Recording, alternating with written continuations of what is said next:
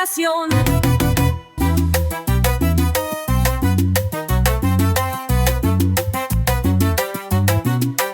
A disfrutar. Capítulo 1.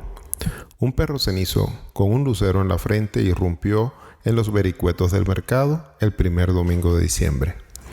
Revolcó mesas de fritangas, desbarató tenderetes de indio y toldos de lotería. Y de paso, mordió a 4 personas que se le atravesaron en el camino. 3 eran esclavos negros. La otra fue Sierva María de Todos los Ángeles, hija única del marqués de Casalduero, que había ido con una sirviente mulata a comprar una ristra de cascabeles para las fiestas de sus 12 años. Tenía instrucciones de no pasar del portal de los mercaderes, pero la criada se aventuró hasta el puente levadizo del arrabal de Getsemaní, atraída por la bulla del puerto negrero, donde estaban rematando un cargamento de esclavos de Guinea. El barco, compañía de Gadaitana de Negros, era esperada con alarma desde hacía una semana, pero por haber sufrido a bordo una mortandad inexplicable. Tratando de esconderla, habían echado al agua los cadáveres sin lastres. El mar de leva los sacó a flote y amanecieron en la playa desfigurados por la hinchazón y con una rara coloración solferina. La nave fue anclada en las afueras de la bahía por el temor de que fuera un brote de alguna de las pestes africanas, hasta que comprobaron que había sido un envenenamiento con friambres manidos. A la hora en que el perro pasó por el mercado, ya había rematado la carga de sobrevivientes, devaluadas por su pésimo estado de salud, y estaban tratando de compensar las pérdidas con una sola pieza que valía por todas. Era una cautiva abisinia con 7 cuartas de estaturas, embadurnada de una mezcla de caña en vez del aceite comercial de rigor, y de una hermosura tan perturbadora que parecía mentira. Tenía la nariz afilada, el cráneo acalabazado, los ojos oblicuos, los dientes intactos y el porte equívoco de un gladiador romano. No la erraron en el corralón, ni cantaron su edad ni su estado de salud, sino que la pusieron en venta por su sola belleza. El precio que el gobernador pagó por ella, sin regateo y de contado, fue su peso en oro. Era asunto de todos los días que los perros sin dueños mordieran a alguien mientras andaban correteando gatos o peleándose con los gallinazos por la mortecia de la calle, y más en los tiempos de abundancia y muchedumbre en que la flota de galeones pasaba por la feria de Portobelo. 4 o 5 mordidos en un mismo día no le quitaba el sueño a nadie, y menos con una herida como la de Sierva María, que apenas si alcanzaba a notarse en el tobillo izquierdo. Así que la criada no se alarmó. Ella misma le hizo a la niña una cura de limón y azufre y le lavó la mancha de sangre de pollerines, y nadie siguió pensando en nada más que en el jolgorio de sus 12 años. Bernarda Cabrera, la madre de la niña y esposa sin título del marqués de Casalduero, se había tomado aquella madrugada una purga dramática: 7 gramos de antimonio en un vaso de azúcar rosada. Había sido una mestiza brava, de la llamada aristocracia de mostrador, seductora, rapaz, parrandera y con una avidez de vientre para saciar un cuartel. Sin embargo, en pocos años había borrado del mundo por el abuso de la miel fermentada y de las tabletas de cacao. Los ojos gitanos se le apagaron y se le acabó el ingenio. Obraba sangre y arrojaba bilis, y el antiguo cuerpo de sirena se le volvió hinchado y cobrizo como el de un muerto de 3 días. Y despedía unas ventosidades explosivas y pestilentes que asustaban a los mastines. Apenas salía de la alcoba, y aún entonces andaba en la cordobana o con un balandrán de sarga sin nada debajo, que le hacía parecer más desnuda que sin nada encima. Había hecho 7 cámaras mayores cuando regresó la criada que acompañó a Sierva María, y no le habló del mordisco del perro. En cambio, le comentó el escándalo del puerto por el negocio de la esclava. «Si es tan bella como dicen, puede ser Abisina», dijo Bernarda, pero aunque fuera la reina de Saba, no le parecía posible que alguien comprara por su peso en oro. «Querrán decir en pesos oro», dijo. «No», le aclararon, «tanto oro cuanto pesa la negra. Una esclava de 7 cuartas no pesa menos de 120 libras», dijo Bernarda, «y no hay mujer ni negra ni blanca que valga 120 libras de oro, a no ser que cague diamantes». Nadie había sido más astuto que ella en el comercio de esclavos, y sabía que si el gobernador había comprado a la Abisina, no debía ser para algo tan sublime como servir en su cocina. En esas estaba cuando oyó las primeras chimirrías y los petardos de las fiestas, y enseguida el alboroto de los mastines enjaulados. Salió al huerto de Naranjo para ver qué pasaba. Don Ignacio de Alfaro Cidueña, segundo marqués de Casalduero y señor del Darién, también había oído la música desde la hamaca de la siesta, que colgaba entre 2 naranjos del huerto. Era un hombre fúnebre, de la cáscara amarga, y de una palidez de lirio por la sangría que le hacían los murciélagos durante el sueño. Usaba una chiliba de beduino para andar por casa y un venote de Toledo que aumentaba su aire de desamparo. Al ver a la esposa como Dios la echó al mundo, se anticipó a preguntarle: «¿Qué músicas son esas?». «No sé», dijo ella. «¿A cómo estamos?». El marqués no lo sabía.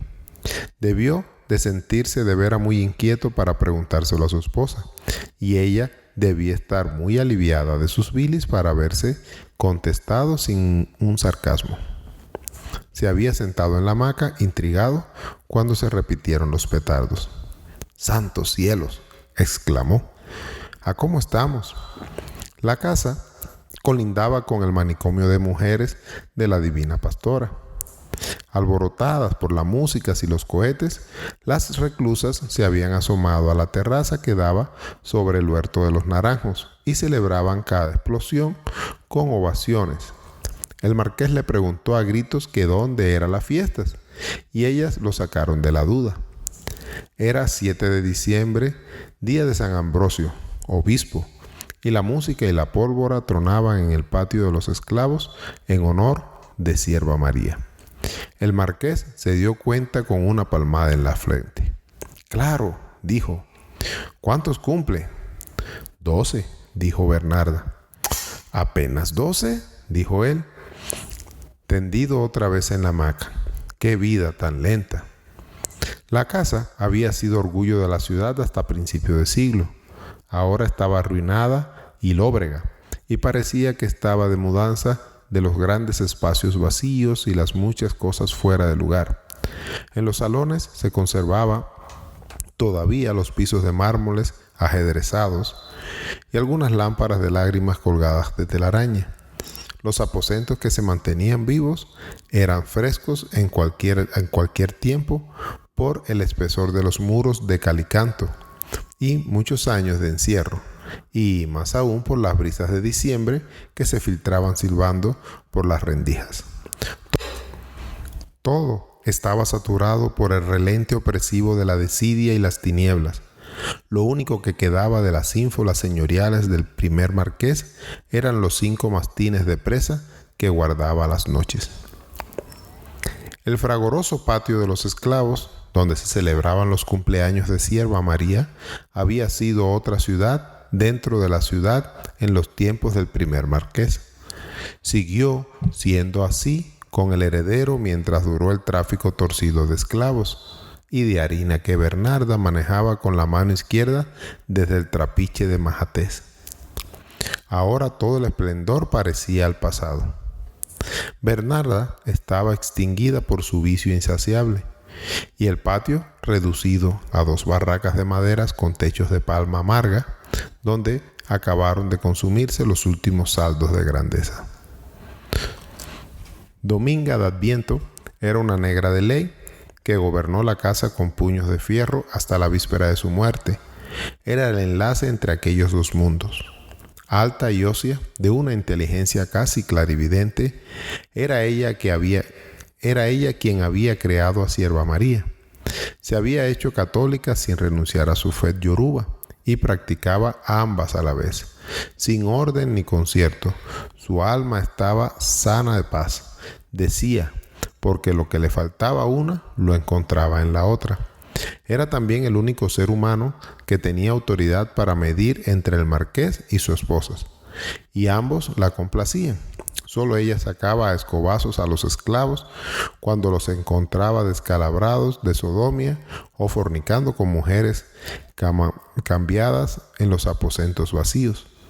Pero desde que ella murió, se escapaban de las barracas huyendo de los calores del mediodía y andaban tirados por los suelos en cualquier rincón, raspando el cayuyo de los calderos de arroz para comérselo o jugando al macuco y a la taravilla en la fresca de los corredores, en aquel mundo opresivo en el que nadie era libre.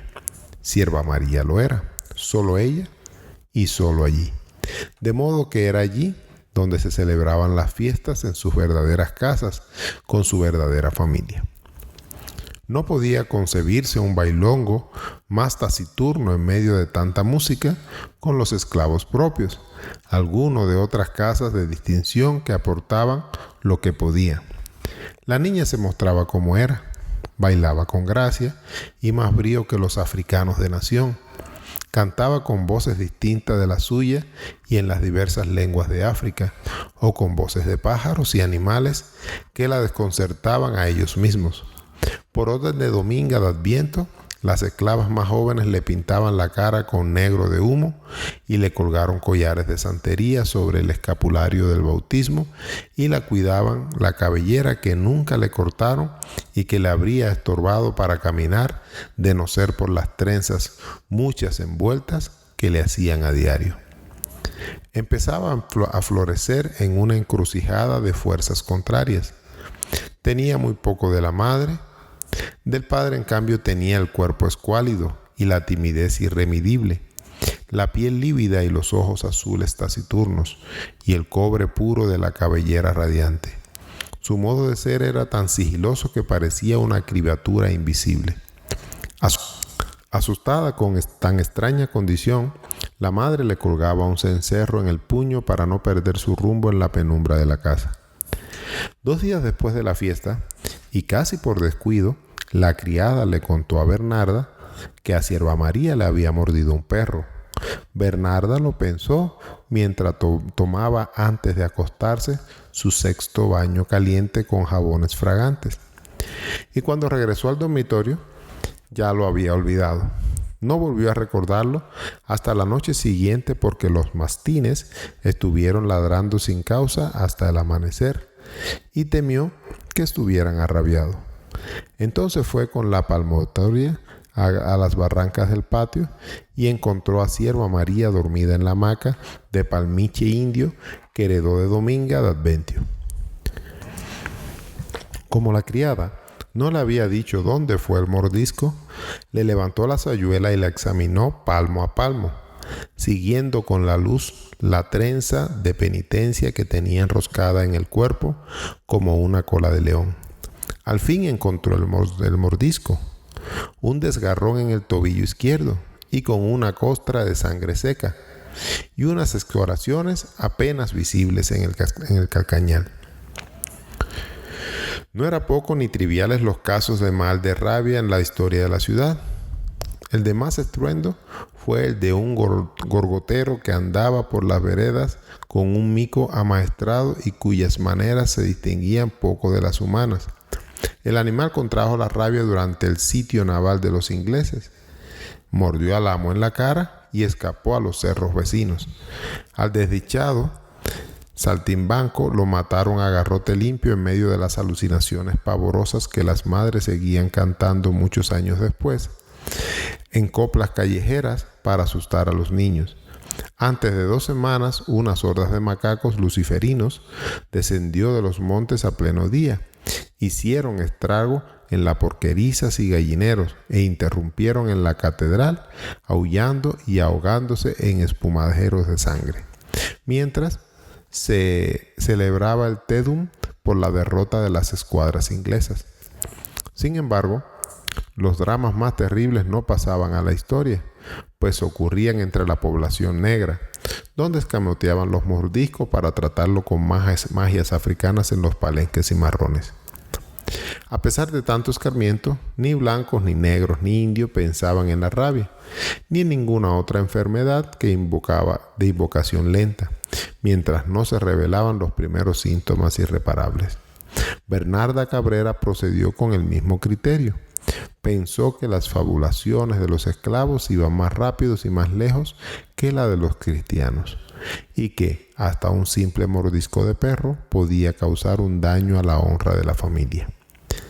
Tan segura estaba de sus razones que ni siquiera le mencionó el asunto al marido, ni volvió a recordarlo hasta el domingo siguiente, cuando la criada fue sola al mercado y vio el cadáver de un perro colgado en un almendro para que supieran que había muerto por mal de rabia.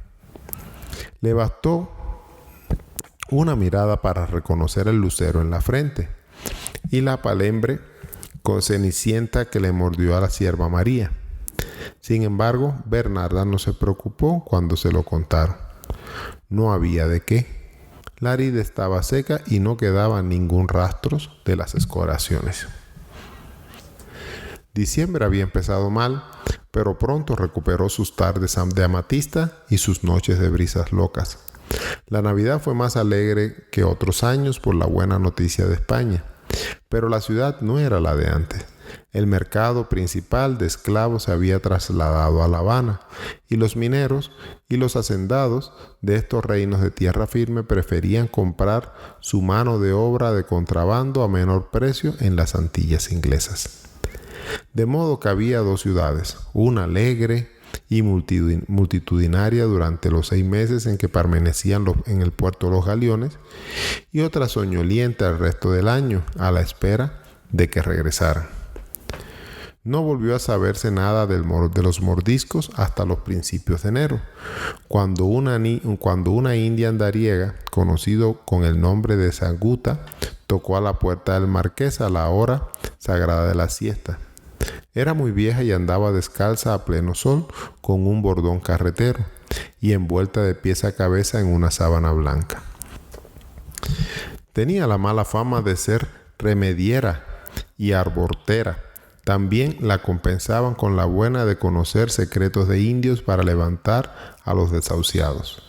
El marqués la recibió de mala gana de pie en el zaguán y demoró en entender lo que quería, pues era una mujer de gran parsimonia y circunloquios embelesados. Dio tantas vueltas y revueltas para llegar al asunto que el marqués perdió la paciencia. «Sea lo que sea, dígamelo, sin más latines», le dijo. «Estamos amenazados por la peste del mal de rabia», dijo Sagunta, «y yo soy la única que tengo la llave de San Humberto, patrono de los cazadores y sanador de los arrabiados». «No veo el porqué de que una peste», dijo el marqués. «No hay anuncios, ni cometas, ni eclipses, y que sepa yo, ni tenemos culpas tan grandes como para que Dios se ocupe de nosotros». Sagunta le informó que en marzo habría un eclipse total de sol y le dio las noticias completas de los mordiscos del primer domingo de diciembre. 2 habían desaparecido, sin dudas escamoteados por los suyos para tratar de hechizarlos, y un tercero había muerto del mal de la rabia en la segunda semana.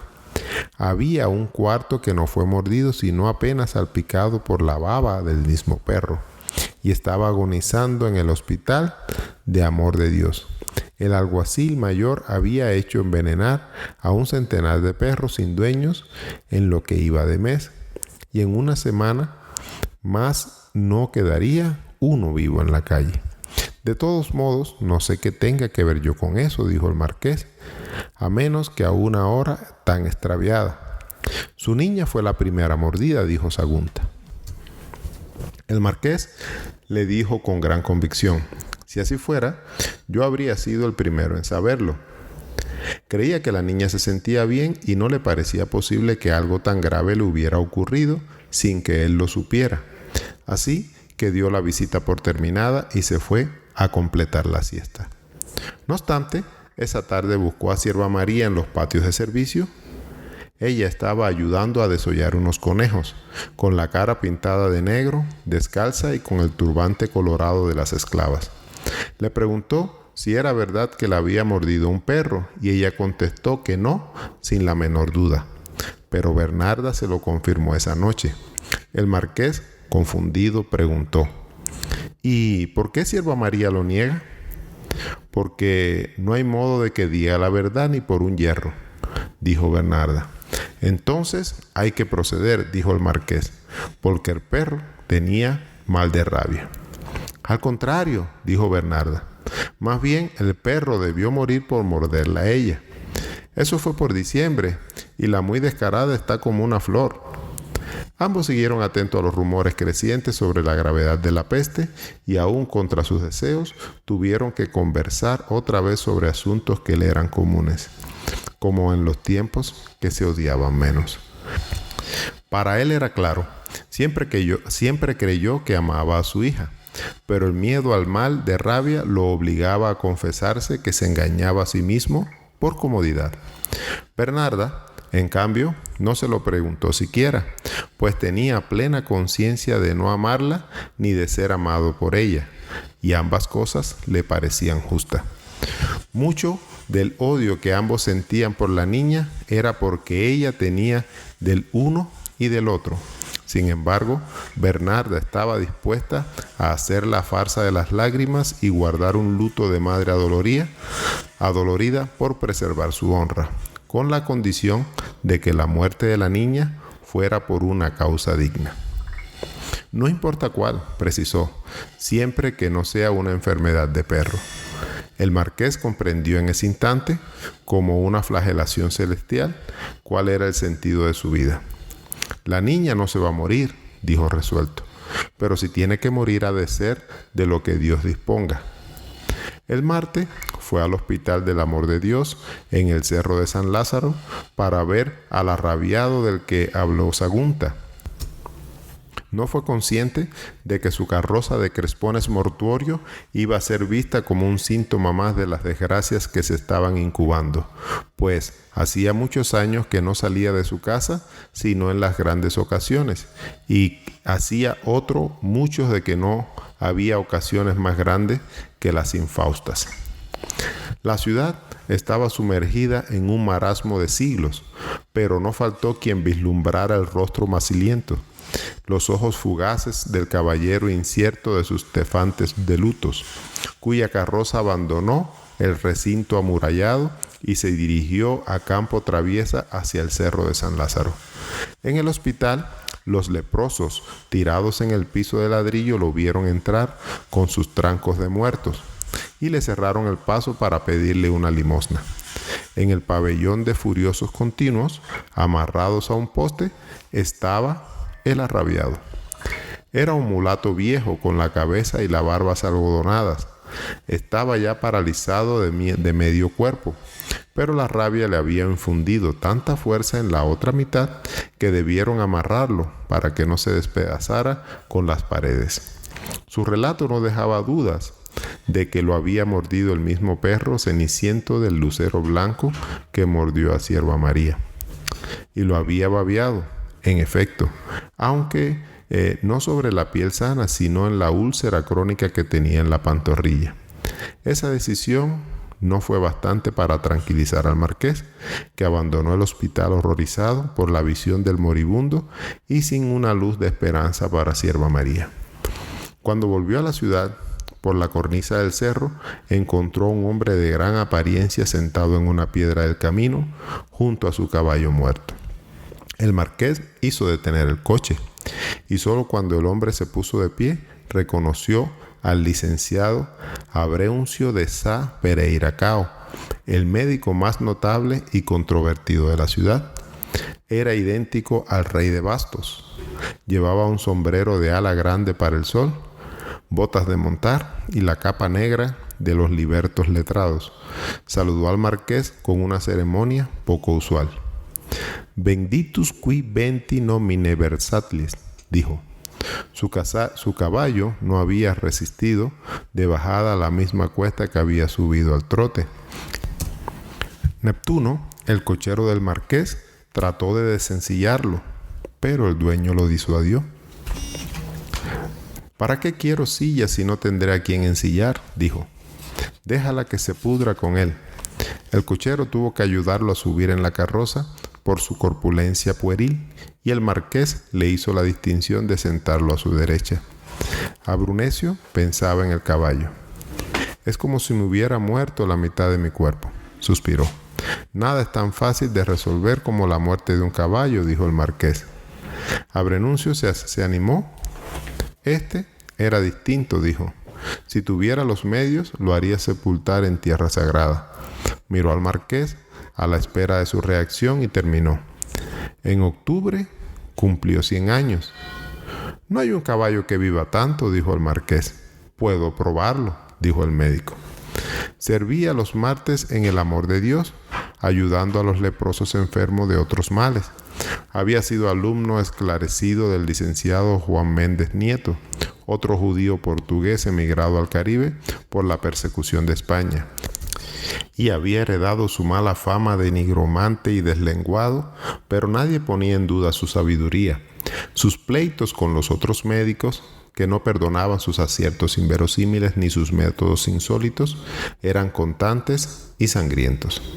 Había inventado una píldora de una vez al año que afirmaba el tono de la salud y alargaba la vida, pero causaba tales trastornos del juicio los primeros 3 días que nadie más que él se arriesgaba a tomarla.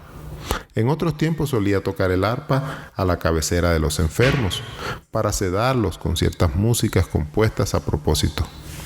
No practicaba la cirugía, que siempre consideró un arte inferior de domines y de barberos, y su especialidad terrorífica era predecir a los enfermos el día y la hora de su muerte. Sin embargo, tanto su buena fama como la mala se sustentaban en lo mismo. Se decía, y nadie lo desmintió nunca, que había resucitado a un muerto. A pesar de su experiencia, Abrenuncio estaba conmovido por el arrabiado. «El cuerpo humano no estaba hecho para los años que uno podría vivir», dijo. El marqués no perdió una palabra de su disertación minuciosa y colorida y solo habló cuando el médico no tuvo nada más que decir. «¿Qué se puede hacer con ese pobre hombre?», preguntó. «Matarlo», dijo Abrenuncio. El marqués lo miró espantado. «Al menos es lo que haríamos si fuéramos buenos cristianos», prosiguió el médico impasible. «Y no se asombre, señor. Hay más cristianos buenos de lo que usted cree». Se refería en realidad a los cristianos pobres de cualquier color, en los arrabales y en el campo, que tenían el coraje de echarle un veneno en la comida de sus arrabiados para evitarle el espanto de las postrimerías. A fines del siglo anterior, una familia entera se tomó la sopa envenenada porque ninguno tuvo corazón para envenenar solo a un niño de 5 años. Se supone que los médicos no sabemos que esas cosas suceden, concluyó Abrenuncio. Y no es así, pero carecemos de autoridad moral para respaldarlas. A cambio de eso, hacemos con los moribundos lo que usted acaba de ver. Los encomendamos a San Humberto y los amarramos a un poste para que puedan agonizar peor y por más tiempo. ¿No hay otro recurso?, preguntó el marqués. Después de los primeros insultos de la rabia no hay ninguno, dijo el médico. Habló de tratados alegres que la consideraban como una enfermedad curable, con base en fórmulas diversas. La hepática terrestre, el cinobrio, el almizcle, el mercurio argentino, el analgasiflore purpueo, pamplinas, dijo. Lo que pasa es que a uno les da rabia y a otros no, y es fácil decir que los que no les dio fue por las medicinas. Buscó los ojos del marqués para asegurarse de que seguía despierto y concluyó. ¿Y por qué tiene tanto interés? Por piedad. mintió el marqués. Contempló desde la ventana el mar aletargado por el tedio de las 4 y se dio cuenta, con el corazón oprimido, de que había vuelto las golondrinas. Aún no se alzaba la brisa. Un grupo de niños trataba de cazar a pedradas un alcatraz extraviado en una playa cenagosa, y el marqués lo siguió en su vuelo fugitivo hasta que se perdió entre las crepúsculas radiantes de la ciudad fortificada. La carroza entró en el recinto de las murallas por la puerta de tierra de la media luna, y Abrenuncio guió al cochero hasta su casa a través del bullicioso arrabal de los artesanos. No fue fácil. Neptuno era mayor de 70 años y además indeciso y corto de vista, y estaba acostumbrado a que el caballo siguiera solo por las calles que conocía mejor que él. Cuando dieron por fin con la casa, Abrenuncio se despidió en la puerta con una sentencia de Horacio. «No sé latín», se excusó el marqués. «Ni falta que le hace», dijo Abrenuncio, y lo dijo en latín, por supuesto. El marqués quedó tan impresionado que su primer acto al volver a su casa fue el más raro de su vida. Le ordenó a Neptuno que recogiera el caballo muerto en el cerro de San Lázaro y lo enterrara en tierra sagrada, y que muy temprano al día siguiente le mandara a Abrenuncio el mejor caballo de su establo. Después del alivio efímero de las purgas de Antimonio, Bernarda se aplicaba lavativas de consuelo hasta 3 veces al día para sofocar el incendio de sus vísceras, o se sumergía en baños calientes con jabones de olor hasta 6 veces para templar los nervios. Nada le quedaba entonces de lo que fue de recién casada, cuando concebía aventuras comerciales que sacaba adelante con una certidumbre de adivina. Tales eran sus logros hasta la mala tarde que conoció a Judas Iscariotes y se la llevó la desgracia. Lo había encontrado por casualidad en una corraleja de ferias peleándose a manos limpias, casi desnudo y sin ninguna protección contra un toro de lidia. Era tan hermoso y temerario que no pudo olvidarlo. Días después volvió a verlo en la cumbambia de carnaval a la que ella asistía disfrazada de pordiosera con un antifaz y rodeada por sus esclavas vestidas de marquesas con gargantillas y pulseras y zarcillos de oros y piedras preciosas. Judas estaba en el centro de un círculo de curiosos, bailando con la que le pegara, y había tenido que poner orden para calmar las ansias de las pretendientas. Bernarda le preguntó cuánto costaba. Judas le contestó bailando: «medio real». Bernarda se quitó el antifaz. «Lo que te pregunto es cuánto cuesta de por vida», le dijo. Judas vio que a cara descubierta no era tan pordiosera como parecía. Soltó la pareja y se acercó a ella caminando con ínfulas de grumete para que se le notara el precio. 500 pesos oro, dijo. Ella lo midió con un ojo de tasadora rejugada. Era enorme, con piel de foca, torso ondulado, caderas estrechas y piernas espigadas, y con unas manos plácidas que negaban su oficio. Bernarda calculó: «mide 8 cuartas». «Más 3 pulgadas», dijo él. Bernarda le hizo bajar la cabeza al alcance de ella para examinarle la dentadura, y la perturbó el hálito de amoníaco de sus axilas. Los dientes estaban completos, sanos y bien alineados. «Tu amo debe estar loco si cree que alguien te va a comprar a precio de caballo», dijo Bernarda. «Soy libre y me vendo yo mismo», contestó él, y remató con cierto tono: «Señora». «Marquesa», dijo ella. Él hizo una reverencia de cortesano que la dejó sin aliento, y lo compró por la mitad de sus pretensiones, solo por el placer de la visita, según dijo. A cambio, le respetó su condición libre y el tiempo para seguir con sus toros de circo. Lo instaló en un cuarto cercano al suyo que había sido de un caballerango, y lo esperó desde la primera noche, desnuda, con la puerta destrancada, seguro de que él iría sin ser invitado. Pero tuvo que esperar 2 semanas sin dormir, en paz por los ardores del cuerpo. En realidad, tan pronto como él supo quién era, y vio la casa por dentro, recobró su distancia de esclavo. Sin embargo, cuando Bernarda había dejado de esperarlo y durmió con Sayuela y pasó la tranca de la puerta, él se metió por la ventana.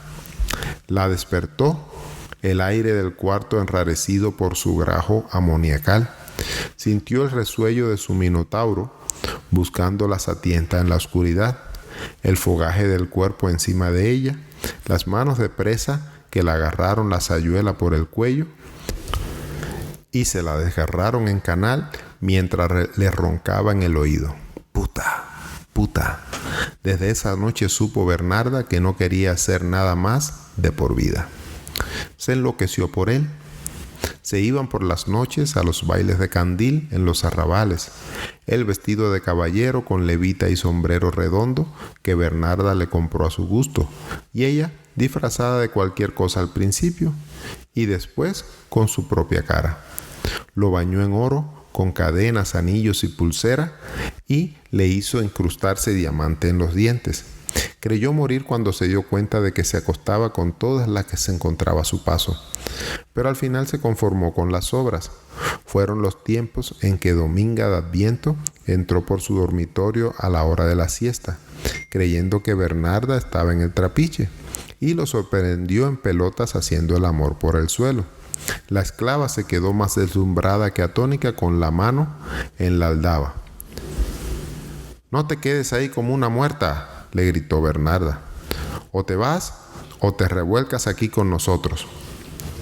Dominga de Adviento se fue con un portazo que le sonó a Bernarda como una bofetada. Ella la convocó esa noche y la amenazó con castigos atroces por cualquier comentario que hiciera de lo que había visto. «No se preocupe, Blanca», le dijo la esclava. «Usted puede prohibirme lo que quiera y yo lo cumplo». Y concluyó: «Lo malo es que no puede prohibirme lo que pienso». Si el marqués lo supo, se hizo bien el desentendidos. A fin de cuentas, Sierva María era lo único que le quedaba en común con la esposa, y no le tenía como hija suya sino solo de ella. Bernarda, por su parte, ni siquiera lo pensaba. Tan olvidada la tenía que de regreso de una de sus largas temporadas en el trapiche, la confundió con otra por lo grande y distinta que estaba. La llamó, la examinó, la interrogó por su vida, pero no tuvo de ella ni una palabra. Era idéntica a su padre, le dijo, un engendro. Ese seguía siendo el ánimo de ambos el día en que el marqués regresó del hospital del Amor de Dios y le anunció a Bernarda su determinación de asumir con mano de guerra las riendas de la casa. Había en su premura un algo frenético que dejó a Bernarda sin réplica. Lo primero que hizo fue devolver a la niña al dormitorio de su abuela, la marquesa, de donde Bernarda la había sacado para dormir con los esclavos. El esplendor de antaño seguía intacto bajo el polvo. La cama imperial, que la servidumbre creía de oro por el brillo de sus cobres, el mosquitero de gasa de novia, las ricas vestiduras de pasamaría, el lavatorio de alabastro con numerosos pomos de perfume y afeites alineados en un orden marcial sobre el tocador, el bequé portátil, las cupideras y el vomitorio de porcelana, el mundo ilusorio que la anciana, baldada por el reumatismo, había soñado para la hija que no tuvo y la nieta que nunca vio. Mientras las esclavas resucitaban el dormitorio, el marqués se ocupó de poner su ley en la casa. Espantó a los esclavos que dormitaban a las sombras de las arcadas y amenazó con azotes y ergástulas a los que volvieran a hacer sus necesidades en los rincones o jugaran a suertes y azar en los aposentos clausurados. No eran disposiciones nuevas. Se habían cumplido con mucho más rigor cuando Bernarda tenía el mando y Dominga de Adviento lo imponía, y el marqués se regodeaba en público de sus sentencias históricas. En mi casa se hace lo que yo obedezco. Pero cuando Bernarda sucumbió en los tremendales del cacao y Dominga de Adviento murió, los esclavos volvieron a infiltrarse con gran sigilo. Primero las mujeres con sus crías para ayudar en oficios menudos y luego los hombres ociosos en busca de las frescas de los corredores. Aterrada por el fantasma de la ruina, Bernarda los mandaba a que se ganaran la comida mendigando en la calle. En una de sus crisis decidió manumitirlos, salvo a los 3 o 4 del servicio doméstico, pero el marqués se opuso con una sin razón. Si han de morirse de hambre, es mejor que se mueran aquí y no por esos andurriales. No se atuvo a fórmulas tan fácil cuando el perro mordió a Sierva María. Invistió de poderes al esclavo que le pareció de más autoridad y mayor confianza, y le impartió instrucciones cuya dureza escandalizó a la misma Bernarda. A la primera noche, cuando la casa estaba ya en orden por primera vez desde la muerte de Dominga de Adviento, encontró a Sierva María en las barracas de las esclavas, entre media docenas de jóvenes negras que dormían en hamacas entrecruzadas a distintos niveles. Las despertó a todas para impartir las normas del nuevo gobierno. Desde esta fecha, la niña vive en la casa, les dijo, y sépase aquí y en todo el reino que no tienen más que una familia, y esa solo de blancos.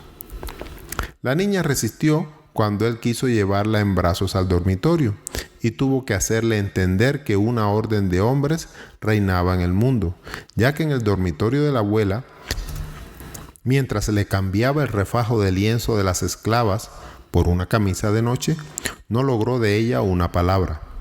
Bernarda los vio desde la puerta, el marqués sentado en la cama, luchando con los botones de la camisa de dormir que no pasaban por los ojales nuevos, y la niña de pie frente a él, mirándolo impasible. Bernarda no pudo reprimirse. ¿Por qué no se casan?, se burló, y como el marqués no le hizo caso, dijo más. ¿No sería mal negocio parir marquesitas criollas con patas de gallina para venderla a los circos? Algo había cambiado también en ella. A pesar de la ferocidad de la risa, su rostro parecía menos amargo, y había en el fondo de su perfidia un sedimento de compasión que el marqués no advirtió.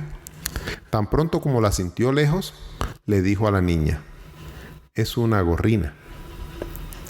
Le pareció percibir en ella una chispa de interés. «¿Sabe lo que es una gorrina?», le preguntó, ávido de respuesta. Sierva María no se la concedió. Se dejó acostar en la cama, se dejó acomodar la cabeza en las almohadas de plumas, se dejó cubrir hasta las rodillas con la sábana de hilo olorosa al cedro del arcón, sin hacerle la caridad de una mirada. Él sintió un temblor de conciencia. ¿Rezas antes de dormir?». La niña no lo miró siquiera. Se acomodó en posición fetal por el hábito de la hamaca y se durmió sin despedirse. El marqués cerró el mosquitero con el mayor cuidado para que los murciélagos no la sangraran dormida. Iban a ser las 10 y el coro de las locas era insoportable en la casa redimida por la expulsión de los esclavos. El marqués soltó los mastines que salieron en estampida hacia el dormitorio de la abuela, olfateando las endijas de la puerta con latidos asestantes. El marqués le rascó la cabeza con la yema de los dedos y los calmó con la buena noticia: «Ella es sierva y desde esta noche vive con nosotros». Durmió poco y mal por las locas que cantaron hasta las 2. Lo primero que hizo al levantarse con los primeros gallos fue ir al cuarto de la niña, y no estaba allí, sino en el galpón de las esclavas. La que dormía más cerca despertó asustada. «Vino sola, señor», dijo, antes de que él preguntara nada. «Ni siquiera me di cuenta». El marqués sabía que era cierto. Indagó cuál de ellas acompañaba a Sierva María cuando la mordió el perro. La única mulata, que se llamaba Caridad del Cobre, se identificó titiritando de miedo, y el marqués la tranquilizó. «Encárgate de ella como si fuera Dominga de Adviento», le dijo. Le explicó sus deberes, le advirtió que no la perdería de vista ni un momento y la tratara con afecto y comprensión, pero sin complacencias. Lo más importante era que no traspasara la cerca de espinos que haría construir en el patio de los esclavos y el resto de la casa. En la mañana al despertar y en la noche antes de dormir, debía darle un informe completo sin que él se lo preguntara. Fíjate bien lo que haces y cómo lo haces, concluyó. Has de ser la única responsable de que estas mis órdenes se cumplan. A las 7 de la mañana, después de enjaular los perros, el marqués fue a casa de Abrenuncio. El médico le abrió en persona, pues no tenía esclavos ni sirvientes. El marqués se hizo a sí mismo el reproche que quería merecer. Estas no son horas de visita, dijo. El médico le abrió el corazón, agradecido por el caballo que acababa de recibir. Lo llevó por el patio hasta el cobertizo de una antigua herrería de la que no quedaba sino los escombros de la fragua. El hermoso alazán de 2 años, lejos de sus querencias, parecía sosago. Abrenuncio le aplacó con palmaditas en las mejillas, mientras le murmuraba al oído vanas promesas en latín. El marqués le contó que el caballo muerto lo había enterrado en la antigua huerta del Hospital del Amor de Dios, consagrada como cementerio de ricos durante la peste del cólera. Abrenuncio se lo agradeció como un favor excesivo. Mientras hablaban, le llamó la atención que el marqués se mantuviera a distancia. Él le confesó que nunca se había atrevido a montar. «Temo tanto a los caballos como a las gallinas», dijo. «Es una lástima, porque la incomunicación con los caballos ha retrasado a la humanidad», dijo Abrenuncio. «Si alguna vez la rompiéramos, podríamos fabricar el centauro».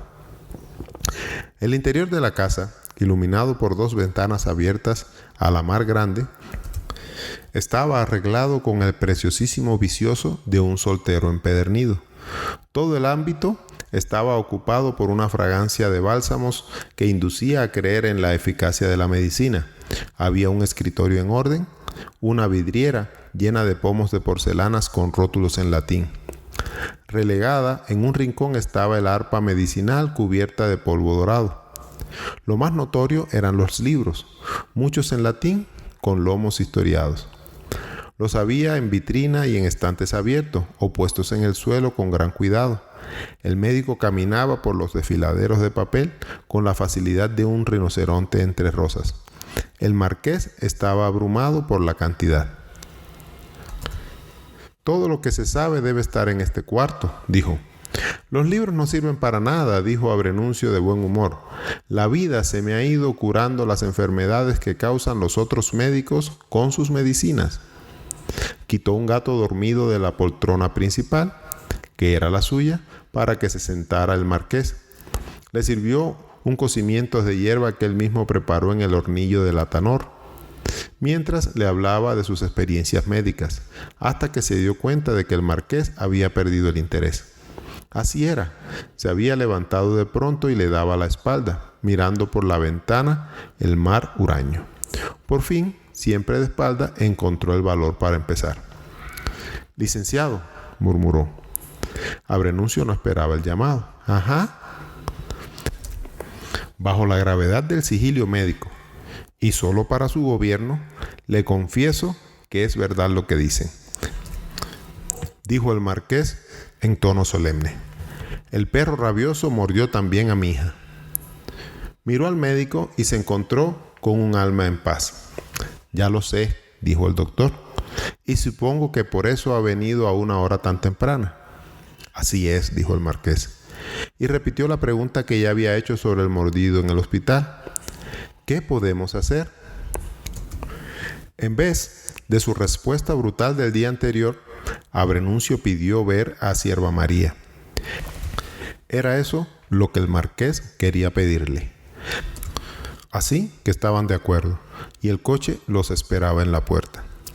Cuando llegaron a la casa, el marqués encontró a Bernarda sentada al tocador, peinándose para nadie con la coquetería de los años lejanos en que hicieron el amor por última vez, y el que había borrado de su memoria. El cuarto estaba saturado de la fragancia primaveral de sus jabones. Ella vio al marido en el espejo y le dijo sin acidez: ¿Quiénes somos para andar regalando caballos? El marqués la eludió, cogió de la cama revuelta la túnica de diario, se la tiró encima a Bernarda y le ordenó sin compasión: «Vístase, que aquí está el médico». «Dios me libre», dijo ella.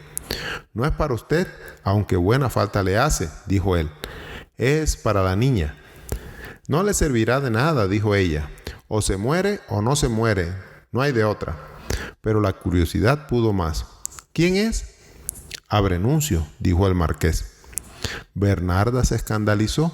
Prefería morirse como estaba, sola y desnuda, antes de poner su honra en manos de un judío agazapado. Había sido médico en casa de sus padres y lo había repudiado porque propalaba el estado de los pacientes para magnificar sus diagnósticos. El marqués la enfrentó. Aunque usted no lo quiera, y aunque yo lo quiera menos, usted es su madre», dijo. «Y es por ese derecho sagrado que le pido dar fe del examen». «Por mí hagan lo que le dé la gana», dijo Bernarda. «Yo estoy muerta». Al contrario de lo que podía esperarse, la niña se sometió sin remilgos a una exploración minuciosa de su cuerpo, con la curiosidad con que hubiera observado un juguete de cuerdas. Los médicos vemos con las manos», dijo Abrenuncio. La niña, divertida, le sonrió por primera vez. Las evidencias de su buena salud estaban a la vista, pues, a pesar de su aire desvalido, tenía un cuerpo armonioso, cubierto de un vello dorado, casi invisible, y con los primeros retoños de la floración feliz. Tenía los dientes perfectos, los ojos clarividentes, los pies reposados, las manos sabias, y cada hebra de su cabello era un preludio de una larga vida. Contestó de buen ánimo y con mucho dominio del interrogatorio insidioso, y había que conocerla demasiado para descubrir que ninguna respuesta era verdad. Solo se puso tensa cuando el médico encontró una cicatriz ínfima en su tobillo. La astucia de Abrenuncio le salió adelante. «¿Te caíste?». La niña afirmó sin pestañear. «Sí, del columpio». El médico empezó a conversar consigo mismo en latín. El marqués salió al paso. «Dígamelo en ladino». «No es con usted», dijo Abrenuncio. «Pienso en bajo latín». Sierva María estaba encantada con las artimañas de Abrenuncio, hasta que éste le puso la oreja en el pecho para auscultarla. El corazón le daba tumbos azorados. La piel soltó un rocío lívido y el glacial de un recóndito olor a cebollas. Al terminar, el médico le dio una palmadita cariñosa en las mejillas. «Eres muy valiente», le dijo. Y a solas con el marqués, le comentó que la niña sabía que el perro tenía mala rabia. El marqués no entendió. «Le ha dicho muchos embustes», dijo, «pero ese no». «No fue ella, señor», dijo el médico. «Me lo dijo su corazón. Era como una ranita enjaulada». El marqués se demoró en el recuento de otras mentiras sorprendentes de la hija, no con disgusto, sino con cierto orgullo de padre. «Quizás vaya a ser poeta», dijo. Abrenuncio no admitió que la mentira fuera una condición de las artes. Cuanto más transparente es la escritura, más se va a la poesía. Lo único que no pudo interpretar fue el olor de cebollas en el sudor de la niña, como no sabía de ninguna relación entre cualquier olor y la malderrabia, lo que descartó como síntoma de nada. Caridad del Cobre le reveló más tarde al marqués que Sierva María se había entregado en secreto a la ciencia de los esclavos, que la hacían masticar en plastos de manajú y la encerraban desnuda en la bodega de cebollas para desvirtuar el maleficio del perro. Abrenuncio no dulcificó al mínimo el detalle de la rabia. Los primeros insultos son más graves y rápidos cuanto más profundo sea el mordisco, cuando más cercano al cerebro, dijo. Recordó el caso de un paciente suyo que murió al cabo de 5 años, pero dejó la duda de si no habría sufrido un contagio posterior que pasó inadvertido. La cicatrización rápida no quería decir nada. Al cabo de un tiempo impredecible, la cicatriz podría hincharse, abrirse de nuevo y supurar. La agonía llegaba a ser tan espantosa que era mejor la muerte. Lo único lícito que podía hacerse entonces era apelar al Hospital del Amor de Dios, donde tenían senegaleses, diestros en el manejo de herejes y energúmeros enfurecidos. De no ser así, el marqués en persona tendría que asumir la condena de mantener a la niña encadenada en la cama hasta morir. En la ya larga historia de la humanidad, concluyó, ningún hidrofóbico ha vivido para contarlo. El marqués decidió que no habría una cruz, por pesada que fuera, que no estuviera resuelto a cargar, de modo que la niña moriría en su casa. El médico lo premió con una mirada que más parecía lástima que de respeto. No podía esperarse menos grandeza de su parte, señor, le dijo, y no dudo de que su alma tendrá un temple para soportarlo. Insistió una vez más en que el pronóstico era alarmante. La herida estaba lejos del área de mayor riesgo y nadie recordaba que hubiera sangrado. Lo más probable era que Sierva María no contrajera la rabia. ¿Y mientras tanto?, preguntó el marqués. Mientras tanto, dijo Abrenuncio, tóquenle música, llenen la casa de flores, hagan cantar los pájaros, llévenla a ver el atardecer en los mares, denle todo lo que puedan para hacerla feliz. Se despidió con un boleo de sombrero en el aire y la sentencia latina de rigor, pero esta vez lo tradujo en honor al marqués. No hay medicina que cure lo que no cura la felicidad. Fin del capítulo 1. Esperemos que le haya gustado y le invitamos a escuchar el capítulo 2. Muchas gracias.